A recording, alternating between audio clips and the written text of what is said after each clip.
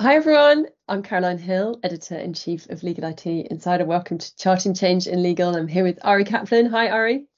Hello, how are you? I'm all right. Do you want to introduce yourself as I did a poor job? No, I do not. I'm just kidding. I'm Ari Kaplan. I'm an analyst that covers legal. I always enjoy these conversations, and I'm happy to jump right in. Carolyn, what are you seeing that's happening lately? Well, I think it was a shame. I think we are talking about clock. I go to the clock in Europe. I know that it's a little past now, but obviously there's some really interesting themes that came out of it. I'm very jealous that you were there. It's obviously huge. It's a conference that I have ambitions to go to next year. Got my own thoughts from some summaries that have been provided to me by people who were there. But what are your thoughts from being there firsthand? It is, as you say, a great conference, and I felt lucky to be there. I hosted two runs. Usually I do one run at many legal conferences, at Legal Week, at ILTA. I'll do one at Lexpo next week, but I was asked to do two, and amazingly, people showed up both days at 6:30 in the morning. So people always joke, they just always make the same joke. I will see them the day before I have a run, and they will always say the same thing. It's like, "Oh, I'm sorry that I missed your run," and I'm like, "It's tomorrow," and they always say, "I'm sorry I missed it tomorrow." Like it's just a joke.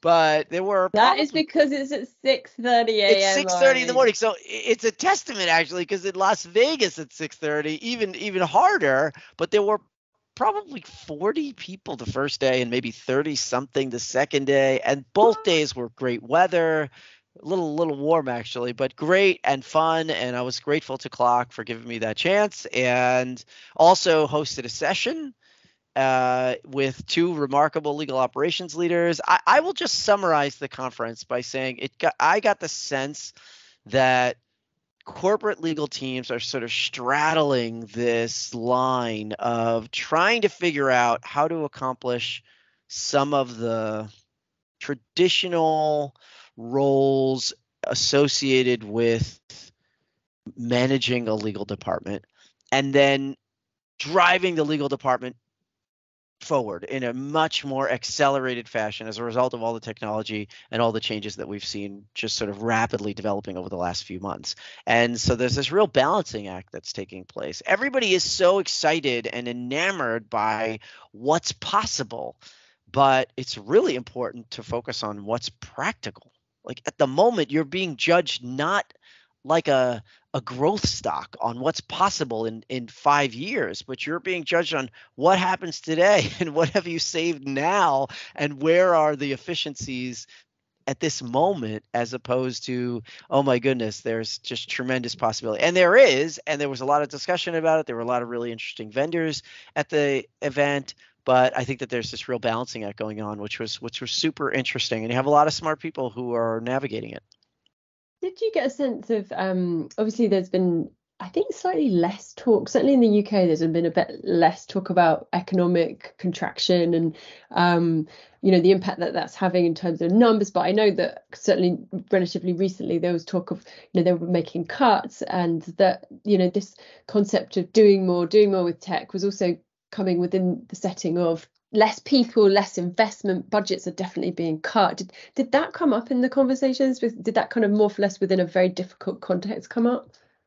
One of the interesting things that came up in my research is, at Clock, I talked about some research that I did with Simplify, where I interviewed 50 heads of legal operations from large organizations around the world. And one of the interesting things that came up was there's always a question about budgets, doing more for less. We've heard all of these points before. This year, what was interesting is, as opposed to in past years where I feel like people have said, we're going to freeze, it wasn't that. It was, we're going to progress, but we are going to reevaluate and almost make everyone and everything prove their or its case for whether we should continue our focus on it and the investment in it. And then if we do have a stagnant budget, that we reallocate according to what's going to drive our mission and what's going to propel the legal department forward. And I think that there was a little bit of a difference there. Yes, the economy is certainly having an impact in some jurisdictions. I did some research recently also speaking to in-house counsel around the world, and in some jurisdictions I spoke to someone in a lawyer at a large corporation in India, or I spoke to someone in Singapore, and they weren't feeling the same financial pressures. It could be a jurisdiction specific, it could be a market sector specific. So I think that one of the themes that came up was this idea of reallocating, but continuing to press forward in terms of whether or not we're going to, change the dynamics of the legal department.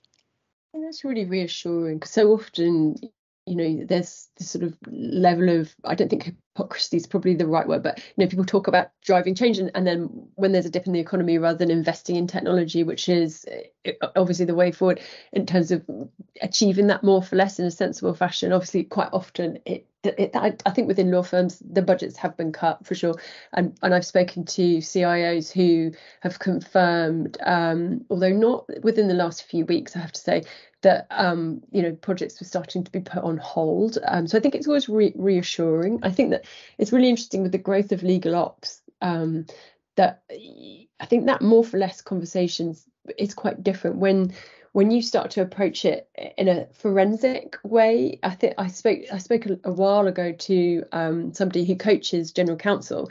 This was actually quite a while ago, but the principle stays, and they were saying, GCs have been under pressure for years and years to do more for less, right? And he said, well, when you go to the executive, do you have a child to parent conversation where you say, this sounds a little patronizing, but it's a child to parent conversation or parent to child, but they say, right, do more for less, and you go running away and you go, right, I'll do more for less.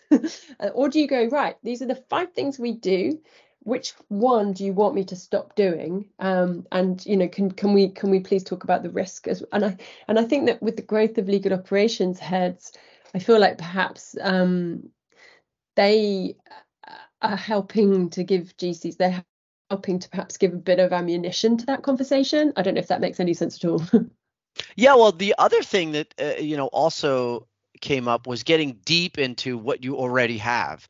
If you're going to evaluate how you're going to streamline your applications, if you're going to decide which to sunset, you need to get a little deeper to try to figure out, are we taking the greatest advantage of these tools? And that requires a level of sophistication that organizations have to kind of dig into. You're seeing a reallocation of staffing, so maybe not hiring new professionals in the legal department, but assigning them additional roles, which is requiring, on our virtual lunch, I host a virtual lunch every day. On the virtual lunch in the last few months, we've really always spend some time every week talking about skills that have changed or experiences that people need to gain, and stepping up and saying, you know what, I'll be the one to give the initial assessment of which tools, based on what our needs are and what our use is, can we increase the use? Do we still have the need? That level of understanding is really important, and it's taking a very high priority today. Okay. You don't host a virtual lunch, do you, Ari? Every single weekday. We just passed the 800 episode mark, which is awesome. And I'll just say this month our sponsor is Purpose Legal. Josh! Thank you. What was you're welcome. What was your session about?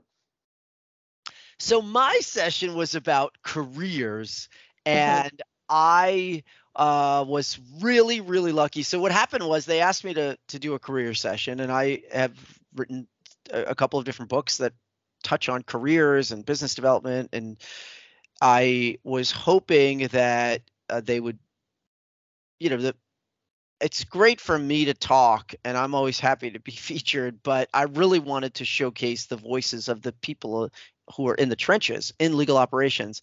And so I was very privileged to moderate a discussion with Jennifer Phillips and Deja Ling Vasquez, who are both just dynamic leaders in the space and offered great insights. So it was really meant to be a tactical discussion about how do you gain a presence in legal operations, and what kind of skills and talents do you need, and what is that pathway from being a paralegal to legal operations? Why has that become such a wonderful pathway for folks, and what does that experience do, and are there other foundational skills that you need to build on, and how do you manage a team in this environment? And as things change, it was such a rich, lucky, fun discussion, and the audience was great. We had standing room only. They drew a great crowd, and it was just super interactive. That's awesome. Yeah. Did they talk about sounds a bit of a stupid question, but did they talk about technology training? Because a lot of them are former lawyers, aren't they? So, and do they tend to be just gifted with tech, or is there a sort of a recognized, approved pathway in terms of that tech side of things? So it's funny that you mentioned this, that they're former lawyers, because historically, I think it's fair to say that legal operations leaders were pulled from disciplines outside of legal. So they were pulled from, as far as real estate, or certainly from finance, not really even from technology, but they were focused for their abilities to kind of manage a business unit, to bring metrics into this very amorphous area, this cost center within the corporation.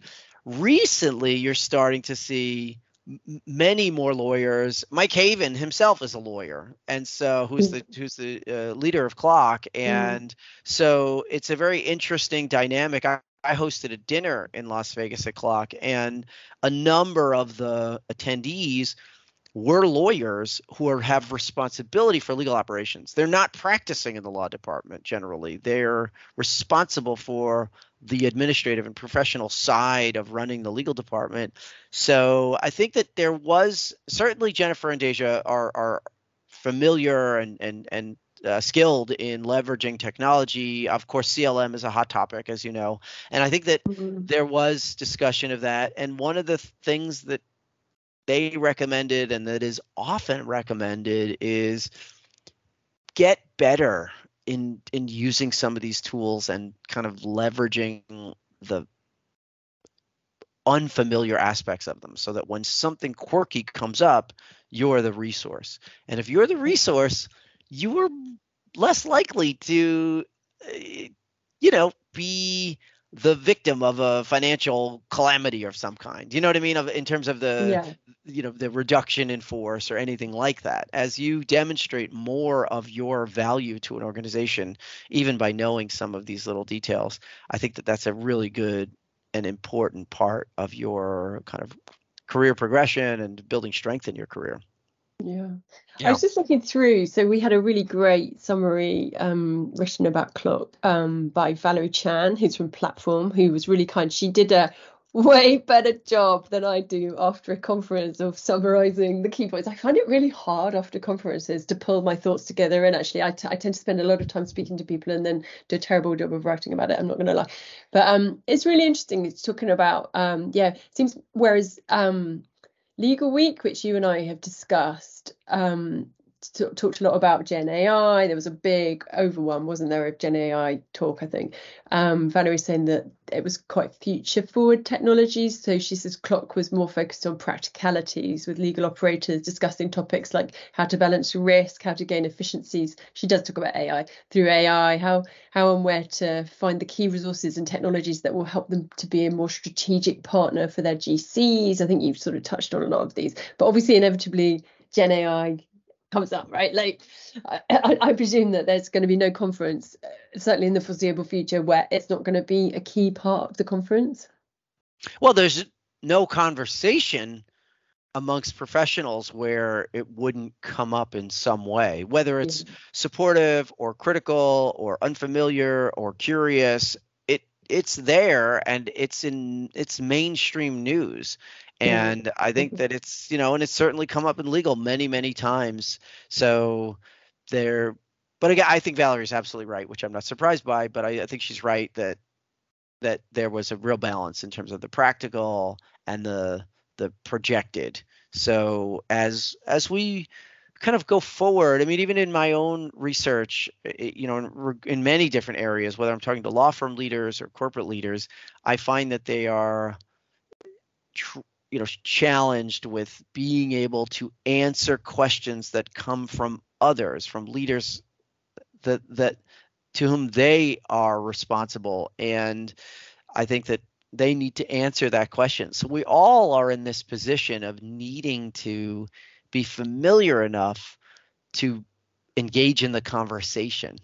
It's Yeah, like yeah. sports. When I was a kid growing up, I never really knew anything about sports. It was so hard someone would bring up basketball or football or baseball, and I'd be like, and my eyes would glaze over and I would just have no familiarity. And then I had children who were very interested in sports. I learned much more. And it's funny how name here, team there, a score here, and all of a sudden you're kind of part of the conversation. I think that, generative AI is not so different. And I don't even know, I mean, people should know maybe the distinctions, and we just talked about that on the virtual lunch.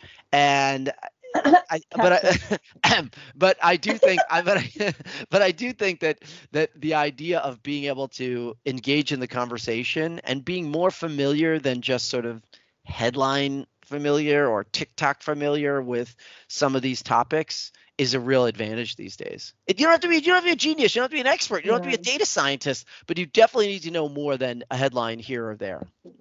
I hosted a dinner a couple of weeks ago with quite a few heads of IT. There was the head of innovation at one of the UK top 50 law firms.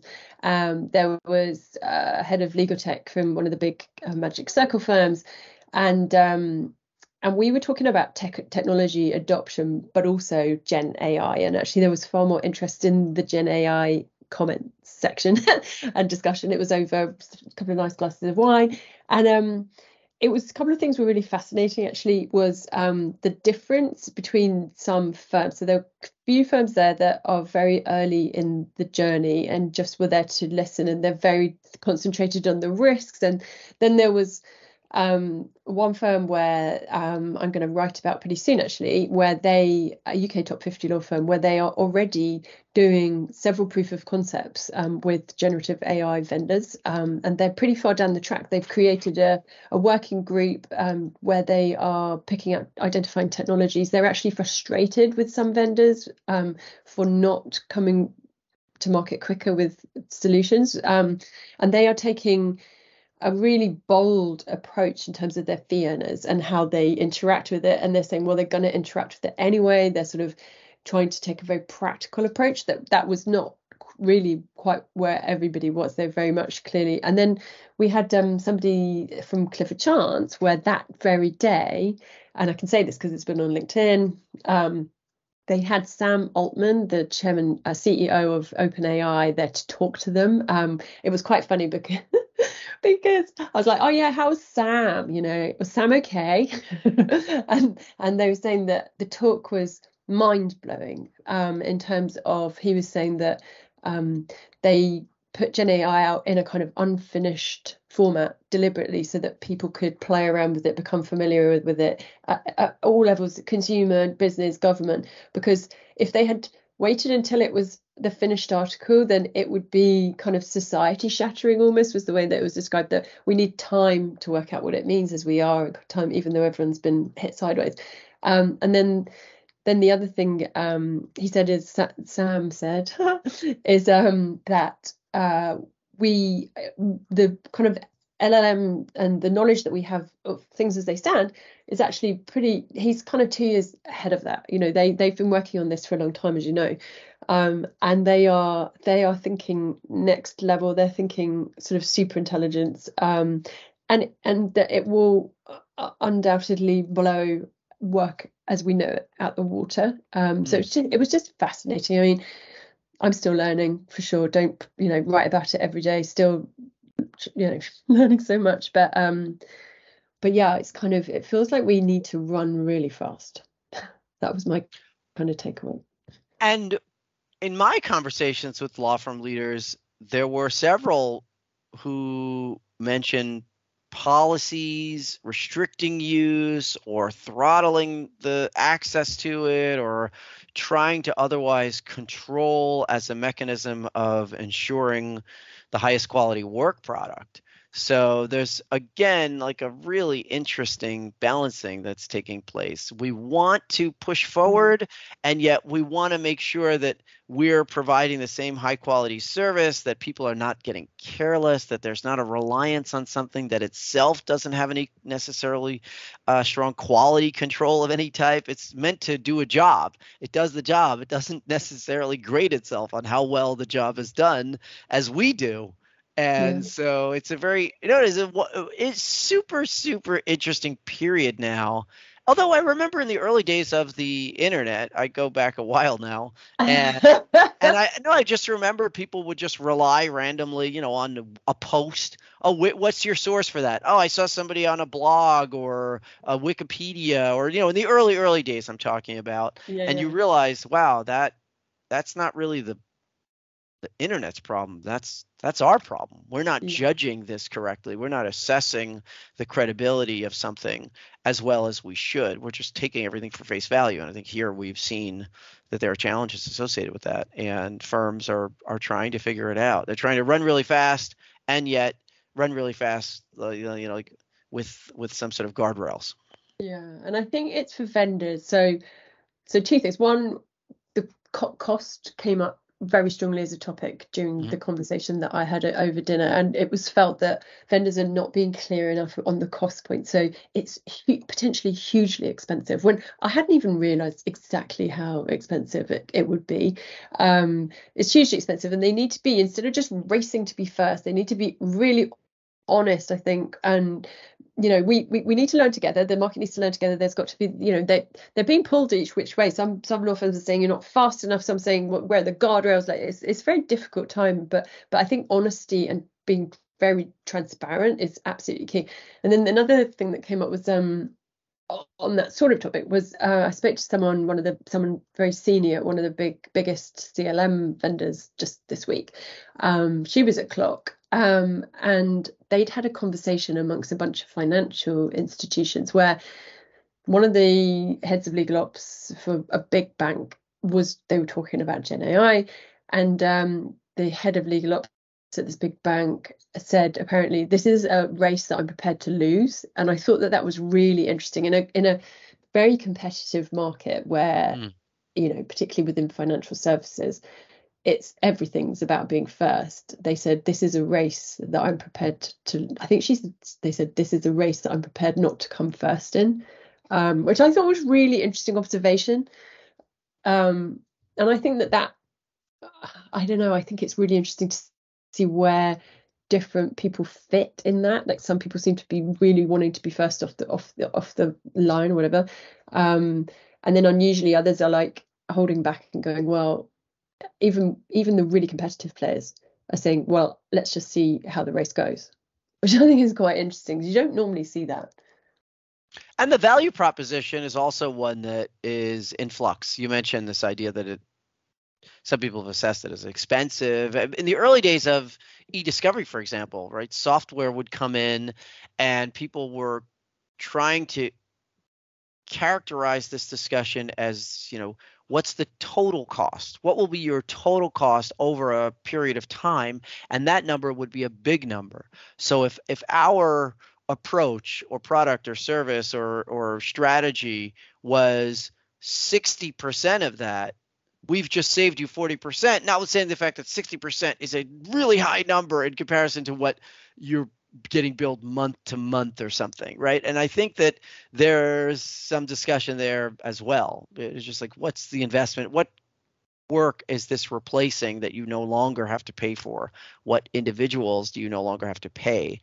And if you calculate the total there, then it's a super bargain, right? Like, so I think that there's still discussion about what all this looks like. Yeah, no, you're so right. You're so right. And I think it's just that unknown quantity, isn't it? But I think that's where, the sort of honest conversations come. And I do think that it's quite tricky for firms or anybody talking about the people factor, right? As with any kind of technology where you have those conversations about what does it mean for people, what does it mean for their jobs. You don't usually get that so much with the bigger firms. Like even when we had, like, I think perhaps nothing to compare on this scale, but in the early days of contract review, right? Like it was clear that it was going to take over a big chunk of work that people didn't want to do. But particularly among the big firms, we didn't really have that conversation about what will it mean for my job. I've seen that within other firms where, for example, they're quite unionized, like within the insurance sector, where they do high volume work, and we've been talking about robotic process automation. Like I've seen that become a conversation where people are very careful about what does this mean for my job, and that's come up. But with the bigger firms, I haven't seen it come up too much. I think now that there's a feeling of we have to be careful, which I haven't really seen before. I think with this Gen AI conversation. And you might start to see some movement in this area as different organizations approach the beginning of a new fiscal year. Some organizations started in April, some will start in July. Obviously, a lot of US-based organizations will start next year, but they're planning. They're in this budget phase of where do we reallocate or where do we add new funds. And if, as you say, there's less discussion of a sluggish economy and more focus on growth and us kind of getting back to a place of continued investment and innovation, then this might rapidly accelerate. People might start deploying tools. They might start doing proofs of concept. They might have staff members whose time frees up, and then all of a sudden this again shifts very quickly, because as you mentioned that the technology is much more developed than we're getting access to.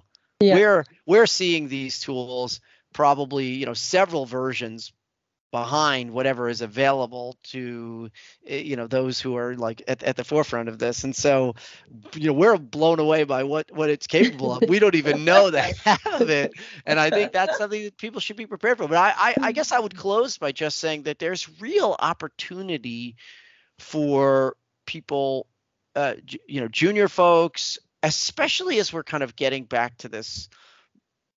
I don't know if it's a normal, you're still seeing lots of questions about what's happening in the commercial real estate market, how much people are going back, and what that will look like a year from now. I don't know, but certainly as people get more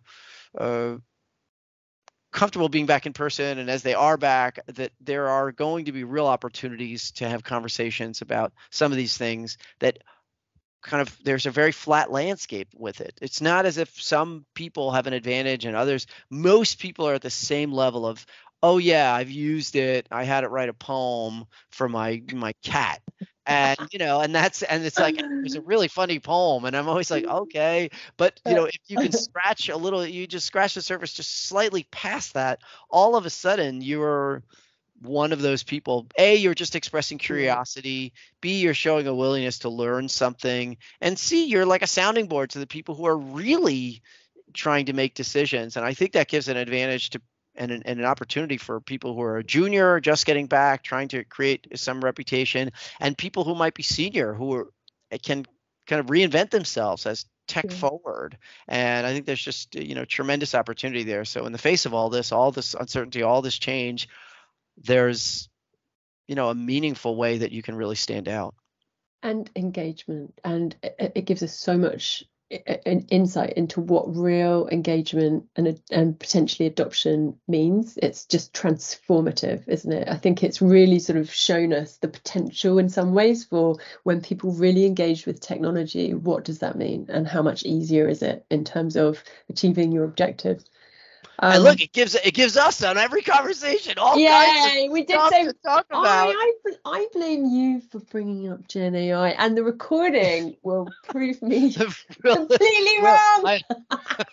You decide, listeners, who brought it up. Was it me or anyway? Well, wonderful conversation as always. Nice Thank you, Carolyn. Yeah, it's great to talk to you. Thank you. You too. Bye. Bye.